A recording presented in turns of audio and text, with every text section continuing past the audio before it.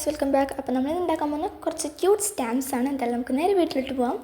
അപ്പോൾ ആദ്യം ഒരു പേപ്പർ എടുക്കുക. ഒരു A4 ഷീറ്റാണ് ഞാൻ എടുത്തിട്ടുള്ളത്. അതിൽ നിന്ന് ഒരു കുഞ്ഞു പീസ് കട്ട് ചെയ്തെടുത്തിട്ടുണ്ട്. എന്നിട്ട് അതിൻ്റെ നേരെ പകുതിയാക്കി മടക്കി, എന്നിട്ട് വീണ്ടും അതിൻ്റെ നേരെ പകുതിയാക്കി മടക്കി കേട്ടോ.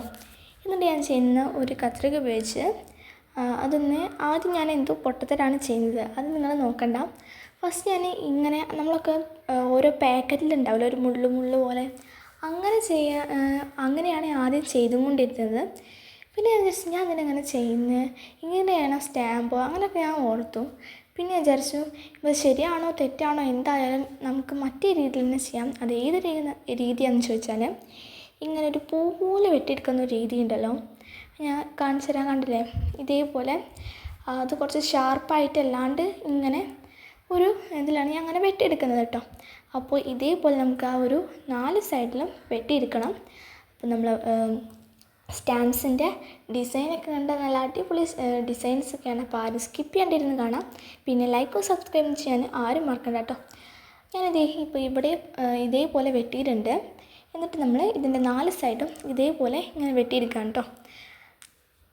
ഇപ്പോൾ എല്ലായിടത്തും വെട്ടിയെടുത്തിട്ടുണ്ട്. ഇപ്പോൾ ഞാൻ 4 പീസസാണ് എടുത്തിട്ടുള്ളത്. 4 ഡിസൈൻസാണ് നമ്മൾ നോക്കാൻ പോകുന്നത്. അപ്പോൾ ഇനിയും ഇങ്ങനത്തെ ഡിസൈൻസൊക്കെ വേണമെന്നുണ്ടെങ്കിൽ ഒന്ന് കമൻറ്റ് ചെയ്യുക, ആൻഡ് ചാനലൊന്ന് സബ്സ്ക്രൈബ് ചെയ്യുക. നമ്മുടെ ചാനലിൽ ഒരുപാട് ക്രാഫ്റ്റ് വീഡിയോസൊക്കെ ഇട്ടിട്ടുണ്ട്.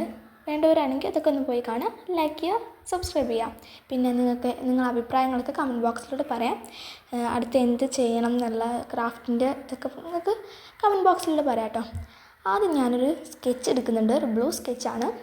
എന്നിട്ട് അതിൻ്റെ ചുറ്റും ഇതേപോലെ ഒന്ന് ബോർഡർ വരച്ച് ഇങ്ങനെ ആക്കി കൊടുക്കുന്നുണ്ട്.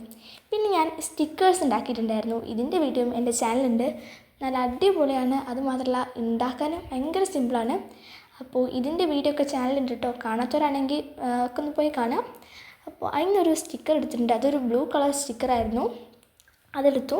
എന്നിട്ട് ഈ ഒരു സ്റ്റാമ്പിൻ്റെ ഒരു സൈഡ് കോർണറിലായിട്ട് ഇങ്ങനെ വെച്ചെടുക്കുന്നുണ്ട്. എന്നിട്ട് നമ്മൾ ഹെയറിലൊക്കെ വയ്ക്കില്ല ബോ, അതുപോലത്തെ ഒരു ബോ ഇങ്ങനെ വരച്ചെടുക്കുന്നുണ്ട്. എന്നിട്ട് അതിൻ്റെ ഉള്ളിൽ നമുക്ക് ഫില്ല് ചെയ്യണം കേട്ടോ. അതേപോലെ ഒരു 2 അവിടെ വരച്ചിട്ടുണ്ട്. ഇതേപോലെ കുറച്ചും കൂടി നമുക്ക് വരയ്ക്കാം. ഞാൻ അത് വരച്ച് കുഞ്ഞിതും ചെറുതും എല്ലാതും വരച്ച് അത് ഫുള്ളിങ്ങനെ ഫില്ല് ചെയ്തെടുത്തിട്ടുണ്ട്. ഫസ്റ്റത്തെ സ്റ്റാമ്പ് ഇതാണ്, നല്ല ബ്യൂട്ടിഫുൾ അസ്റ്റിക് ആയിട്ടുള്ള നല്ല അടിപൊളിയാണ്. എന്തായാലും ഇനി നമുക്ക് നെക്സ്റ്റ് സ്റ്റാമ്പിൻ്റെ ഡിസൈൻ എന്താണെന്ന് നോക്കാം. ഞാനിത് ഒരു സൈഡിലേക്ക് മാറ്റി വെച്ചു. നെക്സ്റ്റ് എന്ന് പറയുന്നത് ഒരു പിങ്കാണ്. പിങ്ക് തീമിലുള്ള ഒരു സ്റ്റാമ്പാണ് നമ്മളിത് ചെയ്യാൻ പോകുന്നത് കേട്ടോ. അപ്പോൾ നമ്മൾ ഇതും ആദ്യം ഇതിൻ്റെ ബോർഡറൊക്കെ ഒന്ന് വരച്ച് സെറ്റാക്കി കൊടുക്കാം. പിങ്ക് സ്കെച്ചില്ലാത്തതുകൊണ്ട് ഞാൻ പിങ്ക് ഓയിൽ പേസ്റ്റാണ് എടുത്തത്. എന്നിട്ട് നമ്മൾ നേരത്തെ ചെയ്ത പോലെ തന്നെ ഒരു സ്റ്റിക്കർ എടുത്തിട്ടുണ്ട്. ഇതൊരു പിങ്ക് കളർ സ്റ്റിക്കറാണ്.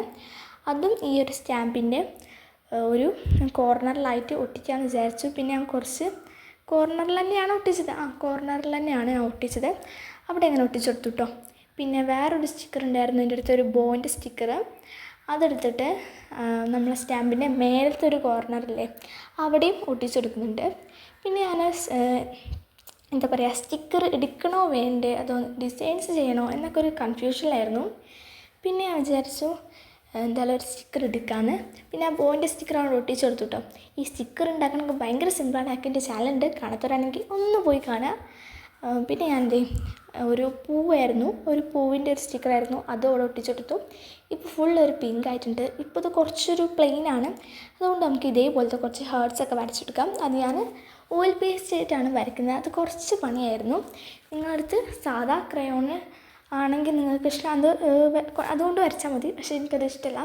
അതുകൊണ്ട് വരയ്ക്കുകയാണെങ്കിൽ എന്തോ പോലെ ഉണ്ടാവും. ഇതിട്ട് വരയ്ക്കുകയാണെങ്കിൽ ഒരു പെയിൻറ്റ് ആക്കിയ പോലെ അങ്ങനത്തെ ഒരു ഇതുണ്ടാവും. അതുകൊണ്ട് തന്നെ ഞാൻ ഓയിൽ പേസ്റ്റാണ് ഉപയോഗിക്കുന്നത്. എന്നിട്ട് അതിൽ കുറച്ച് ഹേർട്സൊക്കെ വരച്ചെടുത്തപ്പോൾ സംഭവം സെറ്റായിട്ടുണ്ട്. അപ്പോൾ ഇതാണ് 2ാമത്തെ സ്റ്റാമ്പ്. ഇത് നല്ല രസമുണ്ടായിരുന്നു കേട്ടോ, എനിക്ക് ഭയങ്കരമായിട്ട് ഇഷ്ടപ്പെട്ടിട്ടുണ്ടായിരുന്നു.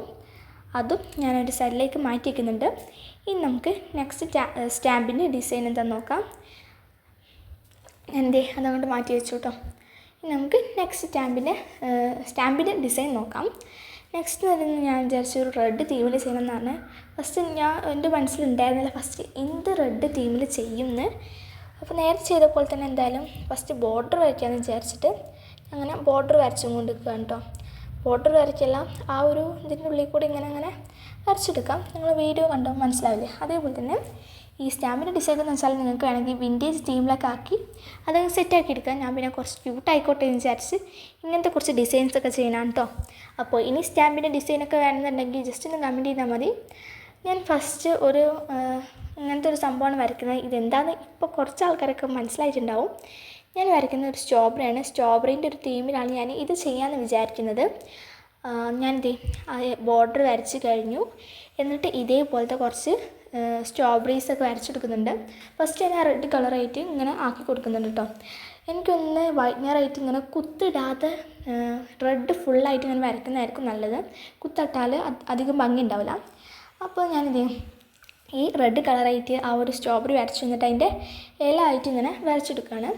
നമുക്കിനി എല്ലാ സ്ട്രോബെറിയിലും ഇതേപോലത്തെ ഇല വരച്ചെടുക്കണം. എന്തായാലും നമുക്ക് എല്ലാത്തിലും ഇങ്ങനെ വരച്ചെടുക്കാം. ഈ സ്ട്രോബെറി എന്നൊക്കെ പറയുമ്പോൾ തന്നെ ഒരു ക്യൂട്ടായിട്ടുള്ള സംഭവമൊക്കെയാണ് വരുന്നത്.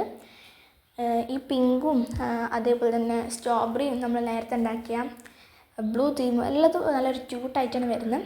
ഞാനിത് ഫില്ലാക്കിയിട്ടുണ്ട്. എന്തായാലും ഗ്രീൻ ലീവ്സൊക്കെ ആയിട്ട് നമ്മൾ 3rd വൺ സ്റ്റാമ്പ് ഇതാണ്. എനിക്ക് ഭയങ്കരമായിട്ട് ഇഷ്ടപ്പെട്ടിട്ടുണ്ടായിരുന്നു. ഒരു നല്ല ക്യൂട്ടായിട്ടുള്ള വണ്ണായിരുന്നു ഇത്. ഇനി നമുക്ക് നെക്സ്റ്റ് സ്റ്റാമ്പിൻ്റെ ഡിസൈൻ എന്താണെന്ന് നോക്കാം കേട്ടോ. നെക്സ്റ്റ് എന്ന് പറയുന്നത് ഒരു റെഡ് തീം തന്നെയാണ്. അപ്പോൾ ഞാനിത് കുറച്ച് നേരം ഇങ്ങനെ നോക്കി നിന്ന് അതൊരു മൂലയ്ക്ക് മാറ്റി വെച്ചു. ഇനി നമുക്ക് നെക്സ്റ്റ് സ്റ്റാമ്പിൻ്റെ ഡിസൈൻ നോക്കാം. അത് റെഡ് തീം തന്നെയാണ് കേട്ടോ. അപ്പോൾ ഞാനത് ചെയ്യാൻ പോവാണ്. നമ്മളിപ്പോൾ ഇത്ര നേരമായിട്ട് ഉണ്ടാക്കിയ സ്റ്റാമ്പ് ഇതൊക്കെയാണ്. പിങ്ക് തീം, ബ്ലൂ തീം, അതുപോലെ തന്നെ റെഡ് തീം. ഇനി നമ്മൾ റെഡ് തീം തന്നെയാണ് ചെയ്യാൻ പോകുന്നത്. ആദ്യം റെഡായിട്ട് ബോർഡർ വരയ്ക്കുക. എന്നിട്ട് ഒരു ബ്ലാക്ക് പെന്നാണ് ഞാൻ എടുത്തിട്ടുള്ളത്. ഈ പെന്നാണെങ്കിൽ ജസ്റ്റ് അങ്ങോട്ടും ഇങ്ങോട്ടും ആക്കിയാലൊന്ന് തെളിയുള്ളൂ. ഞാൻ ഈ ഭാഗത്ത് വരച്ചപ്പോൾ അത് ജസ്റ്റ് ഒന്ന് കൊളായിട്ടുണ്ടായിരുന്നു. അത് എന്തോ പോലായി. പിന്നെ അതിൻ്റെ അപ്പുറത്തെ സെല്ല് വെറുതെ വരച്ച് നോക്കാം, അത് കൊളാവുകയാണെങ്കിൽ കൊളായിക്കോട്ടെ എന്നുള്ള രീതിയിലായിരുന്നു. കാരണം ആ സൈഡ് കൊളായതുകൊണ്ട് തന്നെ എനിക്കത്ര ഇതുണ്ടായിരുന്നില്ല. പിന്നെ ഞാനങ്ങ് വരച്ചു. സംഭവം എന്തായാലും കളറൊക്കെ ചെയ്ത് തന്നപ്പോൾ സെറ്റായിട്ടുണ്ടായിരുന്നു. എന്തായാലും നിങ്ങൾ ഫുള്ള് കണ്ടു നോക്ക്. ഞാൻ ഉദ്ദേശിച്ചൊരു മഷ്റൂമാണ്. അപ്പോൾ ഒരു കൂണാണ് ഞാൻ വരയ്ക്കാൻ പോകുന്നത് കേട്ടോ. എന്തായാലും അതൊരു 2 വരച്ചിട്ടുണ്ട്. എന്തായാലും കുറേ വരയ്ക്കുന്നുണ്ട്. ഞാൻ ഇപ്പോൾ കാണിച്ചു തരാൻ വേണ്ടിയിട്ട് നിങ്ങൾക്ക് 2 വരയ്ക്കുന്നേ ഉള്ളൂ. എന്നിട്ട് അതിൻ്റെ ഉള്ളിൽ കുറച്ച് വട്ടം ഒരു ഹോൾസൊക്കെ ഇങ്ങനെ ഇട്ട് കൊടുക്കാം.